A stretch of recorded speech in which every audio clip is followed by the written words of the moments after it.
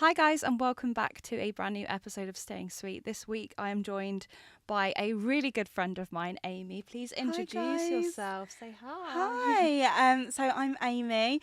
I'm in a really weird transitional period at the moment, so I don't really know what to say that I'm doing, but I'm doing a lot. So I'm in the midst of setting up my own business, which I'm super excited about, and that will be launching in April 2025. That's so super exciting. hopefully I'll be back and we can be talking about this. I feel like we've got tea to spill today. Yeah. So the reason why I've got you on the podcast this week is because I feel like we've had a few conversations recently and you've been so open and honest, particularly on social media, about your experience with grief. And not to jump straight into that, but tell me a bit more in your own way how grief has impacted you in your career. Yeah, so my dad passed away in September last year. And for me, I mean, the whole process kind of leading up to him passing away, and he was quite sick last year, I spent a lot of time looking after him. So in that time, I kind of left the corporate world anyway. It just so happened it fell in at the same time. And I was doing more modelling and more freelance work.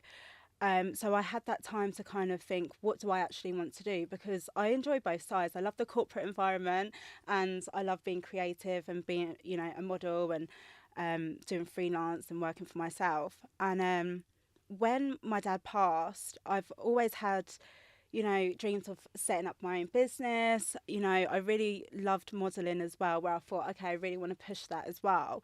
And I don't know, it was almost like a new version of myself had, it sounds so lame, but I think when you go through such a tough and emotional experience, you kind of, that version of yourself almost dies. And like, to talk about grief, but it does, it withers away. And as you're kind of building yourself up to be that new person, you just kind of go for whatever you want. And I feel like this year, as I said, I'm in this huge transitional period where I will just try everything and I will just push myself for what I actually want. So in terms of the career, I just think you take no prisoners, really. You just kind of go for it and just pursue whatever avenue that you want to go through. I think I'm juggling a lot. But I think I wouldn't have done it necessarily if my dad didn't pass away. I think I've just got this new, sounds so cringe, but this new lease for life, as it were. So with that sort of power behind you, how would you say that's like impacted your day to day? Because you say that you knew he was ill. Obviously that process is a bit more longer term than maybe someone who suddenly passes. Yeah. Do you think that was a slow burn for you, that you were kind of thinking, okay, actually maybe I do need to change some things in my life? Do you know what? No. Okay. Because I think I'm so grateful that I had the time. I would say it was around this time last year to September where we saw his decline. And I'm really grateful that I had that time to kind of spend with him. But nothing really prepares you. Honestly, it doesn't prepare you for that moment where you realise that they're actually going to go. And I'm so grateful that I had that opportunity. So grateful, because I know that a lot of people don't get to have that. But when that happened, it's, again, I feel like I said about versions. You have a version of yourself where prior to your dad becoming sick or whoever becoming sick, and when you have that, you're almost a new version, because you're now actually dealing with a new situation and seeing them in a certain way. And then the week that I knew that my dad was going to pass, I remember, it's crazy, but I remember looking in the mirror and not recognising myself. And I'm very much a person that tries to think of things methodically, and I was just looking in the mirror and I remember tears going down my eyes without me blinking. It was just crazy, and I was looking at myself going, after this week, you're a completely different person. Like, you've lost your dad. So I can't remember what the question was. How am I going to feel? Sorry. Just in that, when you were going through that almost slow burn, did it feel like you were slowly metamorphosizing, or did it feel like as soon as he passed, wow, this like rush of a new era? Okay, so when I was looking in the mirror, as I said, I realised that the person that I knew necessarily in my reflection, I'm no longer going to be her. When he passed, I remember I had the best night's sleep of my life. Wow. I'd been by his side all week, and I remember I got home, I fell asleep like a baby, and I woke up, and I'm a person, I love to go for a walk. You know, I live in the countryside, so it's so nice to be able to just walk and walk and walk and walk and walk. And I think I must have done about an 8-mile walk before noon. I woke up really early and I just sat out, and the sky was so blue and the grass was so green. And I remember thinking, okay, right, you can either let this completely destroy you, because honestly, I'm not gonna lie, like the grieving process, you're very up and down. Or you can say, right, who am I going to become? And that's been a conversation that I've had with myself multiple times during this whole process. But that morning was very significant for me, and that was the conversation that I had. I was like, okay, you've just lost your dad. Who are you going to be? Because I don't want to be the person that, you know, she lost her dad and that's why she's ended up like this or this or this. Like, no, she's lost her dad and she's done this, she's achieved this, you know, she's flying. Like, that's who I wanted to be. So no, it's not cheesy at all, because I feel like as much as you almost in a way controlled how you were going to deal with the situation, no one has ever really taught us about grief, and I feel like it is still a very taboo thing. And even just opening up on the process, I feel like we were just chatting earlier before the podcast started about how we've noticed more people sharing family members or people close to them passing. How do you interact with that? What do you say? And you know what, that was, again, I feel like until it happens to you, you don't realise actually what that person's going through. And you know, it's so difficult, because now when I see it, I get that kick in my stomach all over again, because I know exactly how they feel. It's funny because I listened to one of your previous podcasts actually, and it was about high agency and low agency friendships. And I think when you have, or you perceive people to be in a high agency, you think that they would show up in a way, because grief is such a difficult thing. And when they don't necessarily, I realised, it's so funny, because before going through this, I would have counted people as high agency. Then going through this, I'm like, no, they were on a pedestal, and that they need to be kind of brought down. And it's not necessarily a fault to their own, because I think with death it's such a difficult subject anyway. But you really do, you feel so vulnerable. You need people to kind of show up for you in that moment and support you. And it's almost like in a way that maybe you don't understand how to deal with, but a friend that could just almost scoop you up. And I feel like you say, grief is so different for every person, and you'll go through those phases and stages. How would you say, you know, for example, you see someone on social media, or someone even in what we do, content creation, they post and share that news.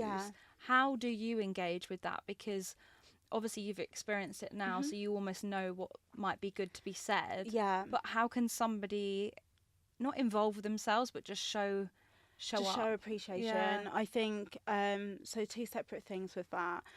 For me, I will always, you know, send them a message, just send my love, and depending on the level of friendship, you know, you would write more or less. I've also think it's really important if they are, you know, I personally have created my own content on TikTok. I've spoken about the grieving processes. There's, you know, 5 stages of grief that I've spoken about. I've tried to have a conversation about it a little bit more, which helped my friends to understand where I was coming from. And that wasn't even a thought of from myself. That was actually from one of my best friends that said, Amy, I think you should do some content on it, actually. I think it'll be a way of you kind of exercising how you feel. I think there's an expectation that some people may feel like they have to do the most for a friend. but sometimes it's just as small as a text just to say, are you okay? And, you know, some days, most of the time people are going to say, yeah, I'm fine, thank you for checking in. There'll be that odd occasion they'll say, no, I'm not okay, and then that's a phone call. But you don't even need to say anything, it's just being on the other end, and that means so much. Because I think when you do lose someone, you feel this overwhelming sense of loneliness. It feels like a part of you is missing. And sorry, I don't want to get emotional, but it's okay. Yeah. it really does. And I think you can't replace that. It's like almost like losing a limb. You know that you can't replace that, but it's just being able to just talk it through, just speaking those emotions and just showing that you're there for them. That's all you can do, really. And do you think with your personal brand that you've built and grown yourself, in sharing that experience and that moment on social media, did that bring you instant comfort? Did it? I was scared. What's the process behind that? Because I feel like you need to share it because you've grown a community that knows everything about you. Yeah. But how do you draw that boundary? To be honest, I only shared it because I had quite a few brand deals that were due, and I spent, like I said, I spent a week with my dad so I didn't post, and it's crazy, but it is another job. It's you know, so people are on my case, which is understandable.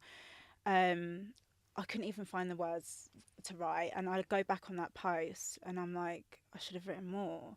But at the time, all I could think is, I just need to let these people know without letting them know that my dad has just gone. So I just remember even writing, it's just such a simple message of, you know, I love you, Dad, thank you for everything.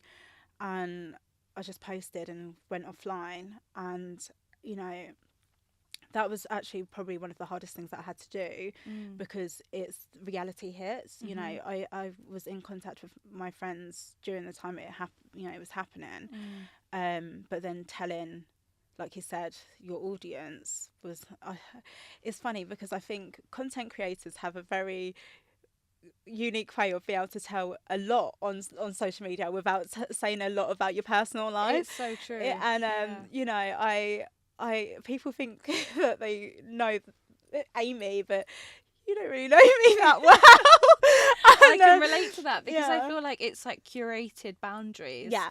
And, you know, depending on what you choose to share, that is going to be your boundary. Exactly. And no one had any idea that my dad was really sick. I think I posted a couple of times. It was on his birthday. I posted my dad was in hospital, and I remember people replying to that saying, you know, I hope he feels better soon. But no one had any idea that he was, you know, getting to that point. So posting that was a shock, and I know that, you know, people felt almost that they saw another side to me, and I people have told me that. Not so much on Instagram, you know, I've posted the picture and left. I was like, bye guys. But on TikTok, I was definitely a bit more vulnerable. I feel like TikTok's more of a safe place to be. I don't know why people find it the opposite. It's weird, isn't it? I kind of feel like because it's going out to the ether, it's not like, you know, every person that you've ever known is watching it on Instagram, and it's hard to kind of almost bear that thought that you know, it's everyone that you know, really. And that is, on that note, actually, do you know what, that is probably one of the hardest things in grief as well, is actually people that you know, having that conversation with. My dad's passed away. My dad was so popular in our community. Honestly, I walk down the street and, you know, everyone's like, how's your dad? And I've had to deal with, I'm so sorry for your loss. Like, as soon I'm just going to the gym, I'm all sweaty. I just want to go in and out, and someone will stop me. And it's so lovely because obviously they want to, you know, give their condolences and share memories. But it is so painful. You know, sometimes you just want to be left alone and not talk about it. But also I'm grateful for it. But it is painful. So it's almost like grief on your own terms as well, because obviously you're coming onto this podcast and opening up that topic. Is it better for you, or have you found it good and cathartic for you to talk about it in your own way and in your own words? Yes, I think the TikTok videos, 100%. And the reason why I wanted to actually come on here to discuss it is I want people to feel validated in their feelings. You know, when my dad did pass away, I was searching the internet to try and understand how I feel. Like I said, I think in ways of being very methodical, and I just was kind of searching for what I am trying to create. And I started to see some videos and started to have some conversations, and people in the comments were just so appreciative of it. And even like little things, you know, for my dad's funeral, I wrote a poem, and I did a video about the process of writing the poem, and I had so many people inbox me saying, thank you so much. I literally had no idea what to say or write, or, you know, where to look. And I was just like, oh yeah, actually no, it's not really It's not something. there. Yeah. Particularly for our age category as well. I feel like we're kind of taught to almost be in denial of it and not focus on it. We're young, we're youthful, and as much as that is true, death is still present in everyone's life, whether you like it or not. Exactly, it's inevitable for all of us at the end of the day, and unfortunately we all will have to, you know, face one of our loved ones passing. And if we don't have that opportunity, it'll be us that passes. So which is a very dark thought, but if we are all going to, you know, experience it in some way, we have to speak about it. You know, we have to almost normalize the grieving process, because otherwise it shocks you. It really does. So tell me what you would identify grief as right now, currently. Because obviously it's not been long enough to be over it, because you will never be over it. But like, how do you feel now? So do you know what? It was 5 months ago yesterday that my dad passed, and even saying that, it still seems like such a short amount of time. But because every day it feels like an eternity. So I had that realization yesterday. It was 5 months, and you know, it's funny. I had this conversation with myself. How do I feel? And there's the one side of me that every day I'm like, do you know what? I feel that he's with me. I want to make him proud. I push myself. All of the, you know, all of the above, and then I fall into the small daily things that reminds me of him. I might go to the shop and see his favorite snack or something, I don't know. And you have the small triggers. And then I was watching Love is Blind, and one of the girls said, you know, her dad passed away, and she was like, my dad's never going to walk me down the aisle. And that just completely set me off. So I don't know where I fit, and I think the 5 stages of grief, this is going to test me on what they are. I've got them written down somewhere on my note card, so should we go for a little test?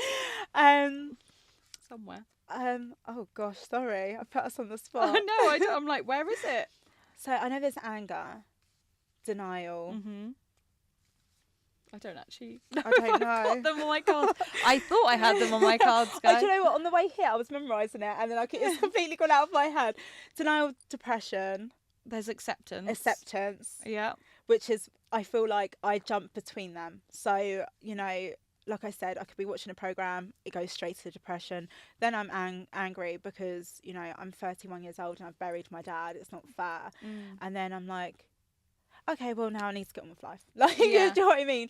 Like, he's still in my heart. I just have to move on. So I genuinely do believe you bounce between the different stages on a regular basis. We'll have a look at what the stages are. We will have to.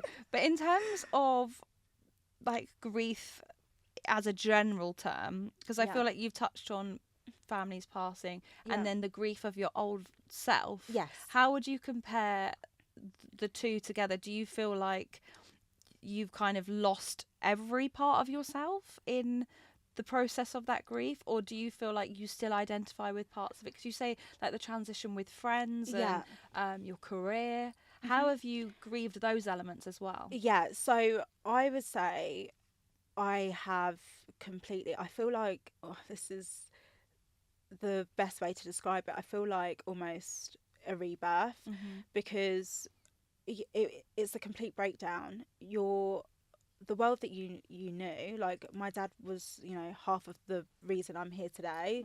So you know, when that part, your parent goes, it's like, wow, okay, I've only got my mum. Like, what? And you have that realization, okay, so now moving forward, I don't have my dad there anymore. And when you have that realization, it's like, okay, right, who am I? I don't want to be the person whose dad's just died. Like, I don't want that to be my identity. Like I said, I looked into the mirror and I didn't recognize myself, because when you have that realization that everything is about to change, you just become numb. And I honestly, I can't describe that feeling. I was just like, the world that I know is just about to change. And then again, the grieving process, it does hit you. And I would be absolutely lying if I wouldn't say there's days where I've been crying on the floor, like can't even bring myself to get out of bed, like just, you know, things like that, where you go, it's almost like complete breakdown of who you are. And the only way I can describe it is I'm currently in a transitional period. It's a rebirth. I don't know who I am today. I will not be the same person next year, and I'll be so grateful for the person that I am next year. And I think in the grieving process, I completely understand how people kind of bury their head in the sand, and how they almost like break down, not in terms of breakdown, but, you know, they lose themselves, because it is really difficult. So what I would say in that time is just take small actions for whatever you want, and try and just try. I know it sounds silly, but it is hard, but you just have to keep pushing yourself, to be, whether, even if you, because you're not the same, you know, you've lost, like I said, it's a big part of you can't get that back. So without even trying, you've gone. But in terms of friendships and career, I think, like I said at the beginning, it is like this new lease for life. You suddenly think, okay, I think another conversation, so I'm skipping a little bit, but another conversation that I realised on TikTok that a lot of people spoke about was the breakdown of other relationships during the grieving process. And for me, it was, like I said before, people really just not showing up for me. And it was almost like I held you at such a high regard. I thought I would just get a text. If I'm not going to get a text, then you're not my friend. Yeah. Like, you know, this is a really difficult situation for me. I don't need this on top of everything else. So you have to be a little bit more brutal, because your energy, you're sad, you're really sad, and if people are adding to your sadness, you can't allow that to, you know, can't carry that weight. Exactly. So I had to really love myself. I really had to back myself. And when you're look, friendship breakups are hard. They're really hard, Brutal. And we've chatted about that on here before. Yeah. It's a hard thing to go through, and that's a grief in itself. It's a isn't grief in itself. And, you know, all, like I said, when you're grieving, all you want is someone to just pick you up, and especially if you held them at such a high regard, you just expect it. So you're grieving the person that's gone, and then a lot of people said that they've grieved, you know, relationships, people haven't shown up for them, and it's really difficult, because I know that death is such a taboo subject, as we said, and people may feel difficult to contact, but you then grieve a relationship, friendship, and you're grieving yourself as well. You know, you're not the person who you were before it. So in terms of getting yourself back into the world of work, what was that process like? Did you give yourself like an amount of time, because obviously are you self-employed at the moment, so how did you work out that grace period? Because I feel like in corporate positions there's a length of time, and then you're just expected to go back to normal. How did you navigate that? So I was in complete denial when my dad died. He died on the Thursday. I took Friday off, and on Monday I started working again. Wow. And I remember my friends saying, "What are you doing?" But I was like, "No, I need to keep busy. I need to keep busy. I need to keep busy." And I think I did that a week solid, and then I just it hit me. I accepted that, you know, he was gone, because we're planning the funeral and everything. So then I took a week off, and I started to go back in and out of work. in terms of content creation, I don't feel like I'm really back into the swing of things. It's funny because that's something that I absolutely love. But I really found myself, I just didn't want to be exposed. Like I just didn't want to be online like that. I missed it, but it was just so raw, and I just didn't want to seem happy because I wasn't happy. So towards, December and January, I started to get, into the swing of things. I'm starting to get back there. But to kind of push yourself to be that person is really difficult again. In terms of modelling, I feel like modelling really is funny because I've become a different person when I'm on set. I love it.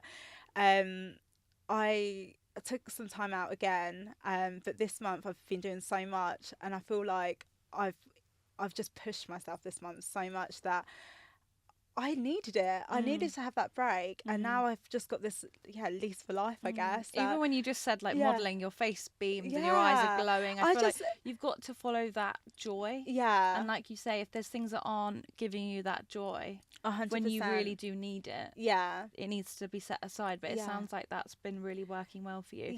And I know what you mean in terms of social media, because I feel like if you're grieving too much, people switch off, or like if you're too sad, people switch off. But if you're seeming happy and you're trying to just share things and move on and distract yourself, people go, why aren't you grieving the way I think you should grieve anymore? So I feel like people can't really interpret grief that way because it is so up and down. But when would you say is the right time for someone to kind of give themselves that leeway and then jump back into what they're doing? I think it's completely subjective, and I think the issue that we have with grief is that there is that stage of denial. So we can't judge anyone. I did get a few side eyes when I was working, and like I said, my family were like, no, we've got things to do, we've got the funeral to plan. And I'm like, no, I'm working, leave me alone, I'm on the laptop.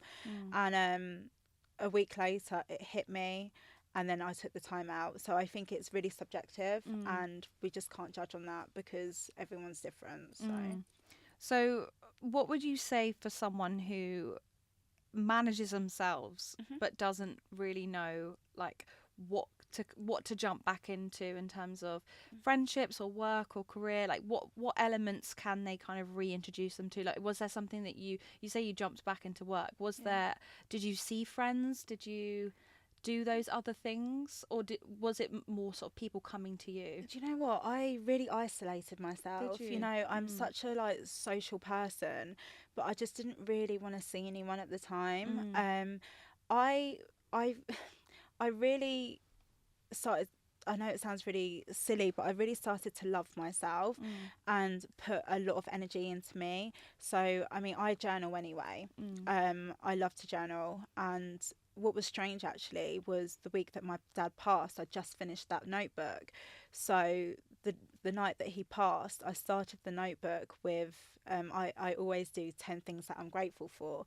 But I did 10 things that I'm grateful for that he's done for me in my life. Wow. And then I started the notebook, and in the notebook I put, this is, today my dad has just passed, and I want this to be a positive thing for me. So I started to journal, and I journaled. And honestly, I think it's really important that people do journal during the grieving process. First of all, to put your emotions down. I think it's such a healthy way to do it. But also, when you read back, I've read back the journal, and you just realise how strong you are, and you just end up loving yourself even more. And I think that's so important. In terms of friendships, I did see my friends, I think I would say about a couple of weeks, maybe a month after. I didn't really want to drink. I think when you have vices that are going to set your emotions up and down, I didn't really want to do that. I just wanted to be in the gym, which I never was in the gym before. And now all of a sudden I'm in the gym, like, wow, who is this person? I love that. But it was more because I just wanted to, I had so much energy that I needed to let off, and I guess the energy was actually emotion. So I just wanted to exhaust myself, probably. But of course, yeah. And is there anything that you would have done differently during that initial phase? Like, would you have seen more friends? Would you have not isolated yourself? Or are there things that you wish you'd written down maybe in your journal? Or I don't know if there's anything I'll do differently. Maybe if I go through that, touch wood, it won't happen again anytime soon. I would maybe deal with it in a different way, but it was such a unique experience that I can't think if there's anything that I would do differently, because it was the first time that I did it. So you've kind of mentioned to me before about your outlook changing and like being a sort of brighter, bolder version of yourself. Could you touch maybe on the more spiritual side of things? Because you mentioned that to me as well. Yeah, so I love my spiritual side. Like that to me, my spirituality is a really big thing. And I think that's definitely helped me in this process. You know, I am a strong believer that my dad's with me. I journal, I speak to him, and I feel like I get the answer for whatever I'm asking, like that. I feel like he's really guiding me at the moment. In terms of my spirituality on a day-to-day, I'm just trying to think what I would say. I mean, journaling is probably the biggest thing for me. That's been my point of call. Yeah. Would you say that you've noticed a change in the way that you talk to yourself now and the way that you handle situations? Yeah. I think when you go through that amount of pain, you become calm. And that's almost crazy, isn't it? To think that can control your emotions in I that think way. it humbles you. Okay. I think it humbles you. I think you, as much as I say I have this new lease for life, I also realise that life is really, really short. And actually being 31 years old, okay, I'm technically a third of my life if we go by averages, you know, or just under or over. So when you see it like that, okay, I just want to push myself to as much as I can.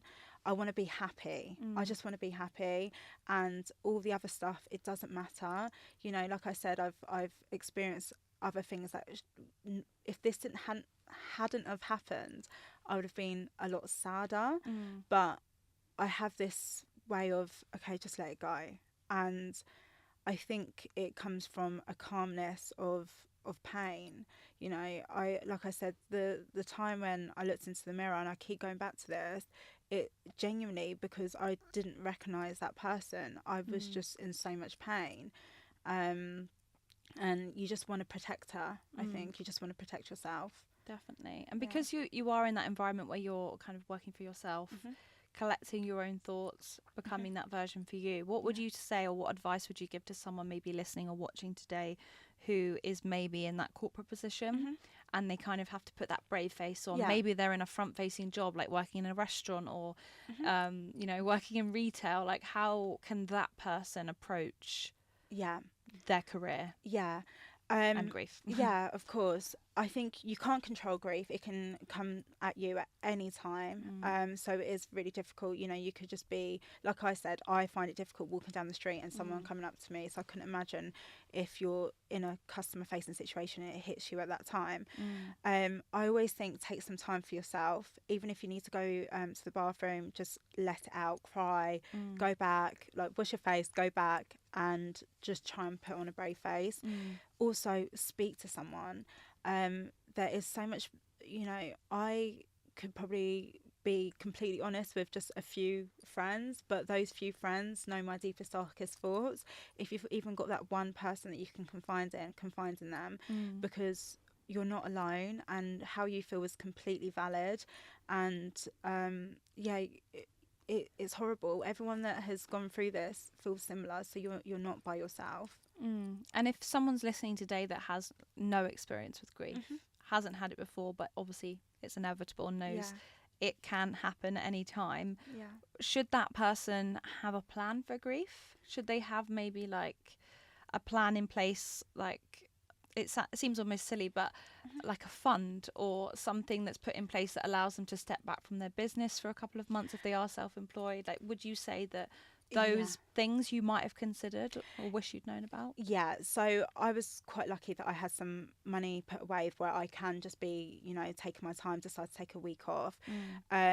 Silly things that hit you that you need to do, like hotels for families and stuff, like, you know, I was able to help out because everyone's coming down, everyone's coming to stay, you know, we're booking cars, we're booking flowers are so expensive for funerals. By the way, no one says anything. Oh my god, they're so expensive. Funerals generally are incredibly expensive. So expensive. And you know what, like, my dad was always dressed so suave. Aww. So at the funeral, I was like, I have to bring it. Like, I have to bring it in his memory. I love that. So even the funeral outfit, you know, you're spending a lot of money. So I mean, the message is always try and save anyway. But yeah, if you can, if you know that it's coming, just brace yourself with finances. But like I said earlier, nothing actually like mentally prepares you for that moment. So like I said, I was lucky enough to know that my dad was sick. We still didn't know that was going to happen, to be honest with you. It wasn't until the Sunday when we found out that you know, the staff that were looking after him were amazing. And they pulled me to the side and they said, look, and they explained the situation. And that was when I had that realization, nothing can prepare you until you have that conversation. So yeah. And sort of thinking to the future and thinking to these exciting things that you've got laid out for yourself. I mean, I hope to know more about what's coming in 2025. Can you share more? Can you hint maybe? Do you want to tease? Oh. I'm like, oh, okay. Fashion brand. That's what I'm going to say. Amazing. Yeah. Oh my gosh. Oh, okay. So I see the timelines now. The timelines are making sense. And would you say that is like taking up all your time and your passion and your filling your cup up? Yes, basically? It is. Yeah.